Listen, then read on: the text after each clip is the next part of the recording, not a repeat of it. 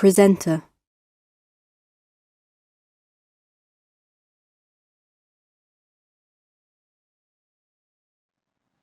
Assalamualaikum warahmatullahi wabarakatuh. Nama saya Muhammad Mirza Idham bin Muhammad Saleh daripada kos Software Engineering. Hari ini saya akan bertangkan tentang tajuk pilihan saya untuk subjek hubungan etnik. Tajuk pilihan saya untuk subjek hubungan etnik ni adalah isu tentang jenayah cyber. Okey, di sebelah tajuk itu adalah poster yang saya telah buat untuk disebarkan kepada masyarakat. Tajuk pilihan saya untuk subjek hubungan etnik ni adalah isu tentang jenayah cyber. Okey, di sebelah jenayah cyber, tajuk jenayah cyber itu adalah poster yang saya buat untuk saya tunjukkan kepada masyarakat di luar sana. Kenapa masyarakat perlu tahu tentang isu jenayah cyber ini? Ada dua sebab kenapa masyarakat perlu tahu. Pertama adalah untuk membangkitkan kesedaran terhadap masyarakat berkaitan dengan keselamatan jenayah cyber ini adalah penting untuk diketahui. Kedua adalah untuk membantu masyarakat supaya mereka dapat mengelakkan diri mereka untuk daripada menjadi salah satu mangsa dalam jenayah cyber ini. Untuk menyebarkan maklumat ini, saya telah menggunakan dua platform untuk mendapatkan persetujuan daripada masyarakat luar tentang isu jenayah cyber ini. Pertama, saya gunakan Instagram dan kedua, saya menggunakan Facebook. Untuk caption posting ini, saya telah nyatakan definisi kepada jenayah cyber dan saya juga telah nyatakan kesan jenayah cyber ini kepada masyarakat dan juga saya telah nyatakan juga faktor berlakunya jenayah cyber ini dan saya telah minta masyarakat untuk memberi respon. Adakah mereka bersetuju dengan apa dengan pendapat saya ini?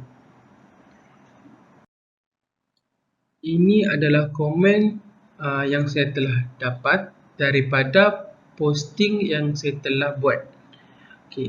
Majoriti komen yang saya dapat daripada posting tersebut, kebanyakannya mereka bersetuju dengan pendapat saya tentang isu jenayah cyber ini dan mereka juga bersetuju bahawa isu jenayah cyber ini perlu masyarakat tahu supaya mereka lebih menjaga data peribadi mereka dalam semasa menggunakan teknologi pada zaman sekarang. Okay. Di sebelah gambar komen itu adalah rujukan kepada isu jenayah cyber ini. Itu saja daripada saya. Sekian, terima kasih. Assalamualaikum warahmatullahi wabarakatuh dan hello. Saya Muhammad Kamil bin Azizi daripada PNS untuk subjek hubungan etnik ini. Tajuk yang saya sampaikan adalah benci kepada dadah. So ini adalah kaji selidik di sosial media Instagram saya sendiri. So saya banyak tanya kepada rakan-rakan orang yang viewkan benda ini. Kebanyakannya diorang peka dengan penyalahan gunaan dadah di Malaysia ini, diorang peka. So dan soalan kedua adalah penggamilan dadah ini boleh mengakibatkan ketagihan yang melampau. Kebanyakannya tahu. Semua masyarakat Malaysia ni, maksudnya orang di sekitar saya yang saya tanya ni, diorang peka lah dengan isu-isu pasal penyalahan gunaan dadah ini ataupun keburukan dadah itu sendiri. Dan boleh saya juga tanya soalan pasal adakah dadah ini boleh membawa maut? Kebanyakannya akan jawab tahu. Maksudnya mereka sedar dengan dadah itu, keburukan dadah itu sendirilah.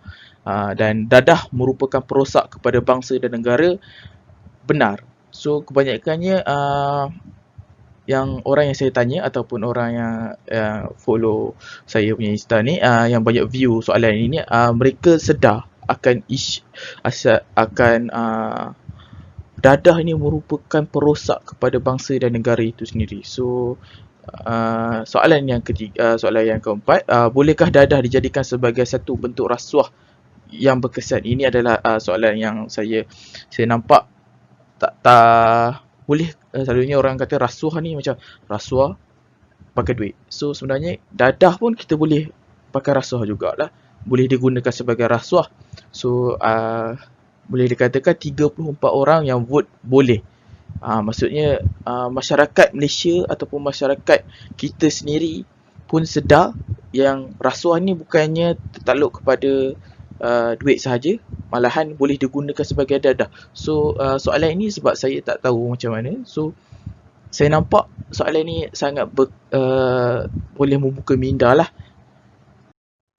Wajarkah kerajaan mengenakan denda yang lebih terhadap individu yang mengambil dadah? Kebanyakannya akan menjawab wajar. Kerana apa? Mungkin orang-orang yang menjawab ni mungkin diorang nampak orang yang ambil dadah ni dia punya bila dah kena tangkap, bila keluar balik cari dadah balik, macam keinsafan tu tak ada lagi lah. So diorang ni macam tak serik lagi lah. So kebanyakan yang masyarakat kita sendiri banyak kata nak macam memberatkan lagi lah. Wajarlah kerajaan memberatkan lagi untuk dadah punya akta ni lah.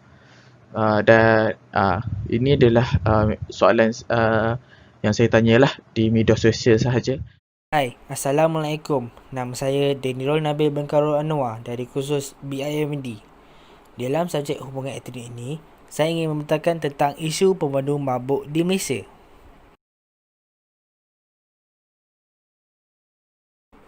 Dalam kaji selidik melalui sosial media, iaitu di platform Twitter, saya nyatakan sedikit tentang topik saya dan sejak bila peningkatan kes pemandu mabuk di Malaysia semakin meningkat, iaitu sejak sebelum PKP. Saya juga sertakan artikel ingin menyatakan hujah saya tersebut.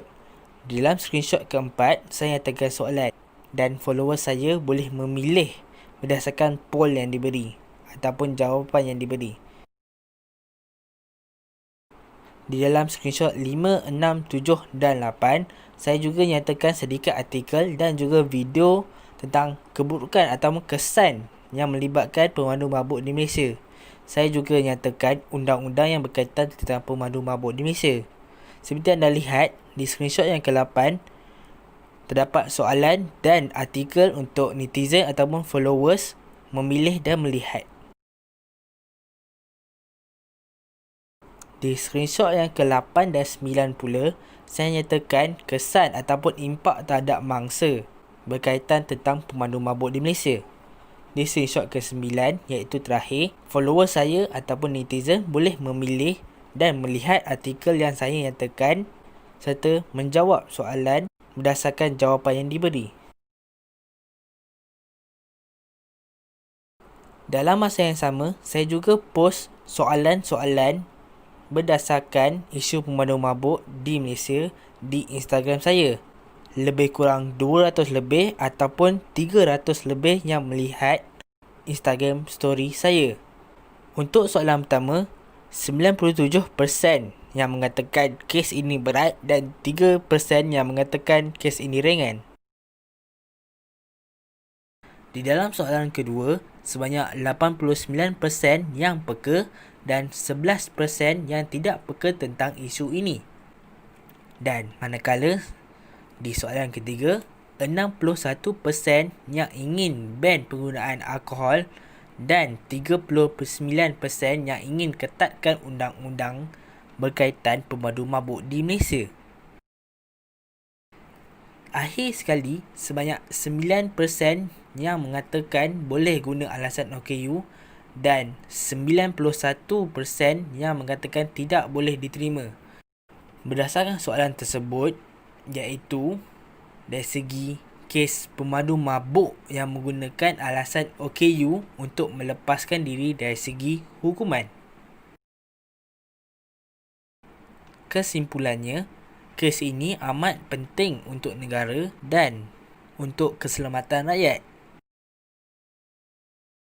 Sekian, terima kasih. Assalamualaikum dan salam sejahtera. Nama saya Muhammad Hafizuddin bin Hassan daripada kursus BIMD ingin membentangkan subjek hubungan etnik iaitu isu rasuah di Malaysia. Isi pertama adalah maksud rasuah. Maksud rasuah adalah merupakan satu nilai dan perkara yang dibuat mengikut perjanjian antara dua pihak untuk mendapatkan hasil dan yang mudah dan merugikan pihak sebelah bagi kepentingan sendiri.